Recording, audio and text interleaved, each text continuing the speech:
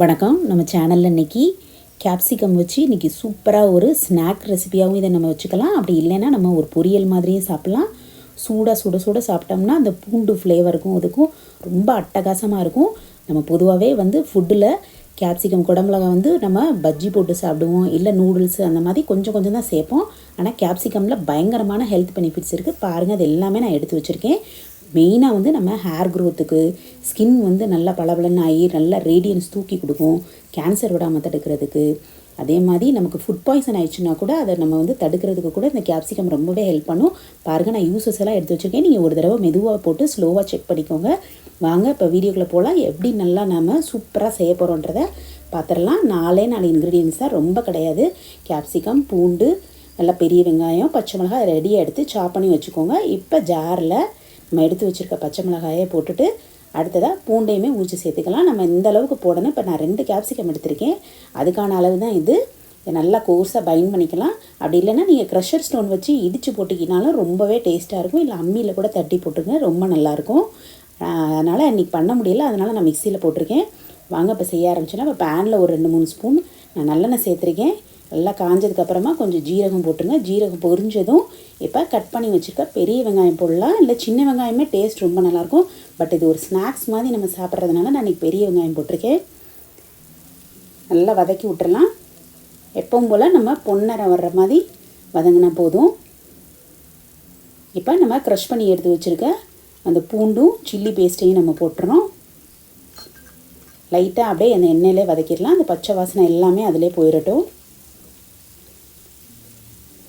இந்த டேஸ்ட்டு ரொம்பவே சூப்பராக இருக்கும். பூண்டு ஃப்ளேவர் உங்களுக்கு ரொம்ப பிடிக்கும்னா கண்டிப்பாக அந்த ரெசிபியை ட்ரை பண்ணுங்கள். அதே மாதிரி இந்த ரெசிபி நீங்கள் செஞ்சதும் நீங்கள் சாப்பிடணும். அப்போ தான் உங்களுக்கு டேஸ்ட்டு ரொம்ப நல்லாயிருக்கும். ஆற விட்டுறக்கூடாது. கேப்சிகம்லையுமே விட்டமின் சி தான் நமக்கு ரொம்ப ஜாஸ்தி இருக்குது. பாருங்கள், இப்போ நல்லா வதங்கிருச்சு. கேப்சிகமே ஆட் பண்ணிடலாம். நம்ம ஃப்ரூட்டில் இருக்க சத்து நமக்கு கேப்சிகமில் இருக்குது. அதனால் நம்ம ரொம்ப ஜாஸ்தி சேர்க்க முடியாதனால நம்ம இந்த மாதிரி செஞ்சு சாப்பிட்டோம்னா கண்டிப்பாக கொஞ்சம் ஜாஸ்தி தான் சாப்பிடுவோம், கம்மியாக சாப்பிட மாட்டோம். அப்படியே நல்லா எல்லா பக்கமேவும் நல்லா வதக்கி விட்டுறலாம். கேப்சிகம் உங்களுக்கு டைம் ரொம்ப ஜாஸ்தி ஆகவே ஆகாது. மேக்ஸிமம் 5-7 மினிட்ஸ் கூட ஜாஸ்தி தான். இப்போ லைட்டாக மூடி போட்டு 2 நிமிஷத்துக்கு மேலே நீங்கள் வைக்கவே வைக்காதீங்க. ஹீட்டு ஃபுல்லாக ஈவனாக கிடைக்கிறதுக்காக தான் நம்ம மூடி போட்டு வச்சுருக்கேன். பாருங்கள், லைட்டாக அப்படியேவும் ஒரு 2 பிரட்டி விட்டிங்கன்னாவேவும் நல்லா ஹை ஃப்ளேமில் வச்சுக்கோங்க. எப்படி நூடுல்ஸு பாஸ்தாலாம் செஞ்சால் நம்ம ஹை ஃப்ளேமில் செய்வோமோ அது மாதிரி ஹை ஃப்ளேம் வச்சுட்டு கைவிடாமல் கிண்டணும். இப்போ முக்கால்வாசி நமக்கு குக் ஆகிடுச்சு. அப்புறம் தான் நம்ம சால்ட் ஆட் பண்ணணும், இல்லாட்டி நமக்கு கலர் சேஞ்ச் ஆயிரும், அப்படியே ப்ரௌனிஷ் கலராக வந்துடும். அதனால் நம்ம முக்கால்வாசி குக் ஆகிட்டு இறக்குறது கொஞ்சம் நேரத்துக்கு முன்னாடி தான் உப்பு சேர்க்கணும். நல்லா மிக்ஸ் பண்ணிடுங்க. ஃப்ளேமே நீங்கள் குறைக்க வேண்டாம். விடாமல் மட்டும் கொஞ்சம் கிண்டி விட்டுட்டே இருங்க. 5 நிமிஷத்தில் அது முடிஞ்சிடும். ரொம்ப டேஸ்டான ரெசிபி. நீங்கள் பொரியல் மாதிரி சாப்பிட்லாம், இல்லை நீங்கள் அப்படியே எடுத்து வச்சு ஒரு ஸ்நாக் மாதிரி கூட எடுத்து ஹெல்த்தியானதுன்னு சொல்லிட்டு கூட நீங்கள் அப்படியே ஒரு கிண்ணத்தில் பவுலில் வச்சு சாப்பிட்டீங்கன்னா சூப்பராக இருக்கும். என் ஃப்ரெண்டுக்கு இந்த ரெசிபி நான் அனுப்பி சொல்லியிருந்தேன் ஒரு தடவை. அவங்க வீட்டில் சப்பாத்திக்கு அப்படியே ரோல் மாதிரி பண்ணி நான் சாப்பிட்டேன், ரொம்ப நல்லா இருந்ததுன்னு சொல்லியிருந்தாங்க. பாருங்கள், லைட்டாக நசுக்க வந்தால் போதும், இல்லாட்டி நமக்கு தண்ணி விட்ட மாதிரி ஆயிரும்.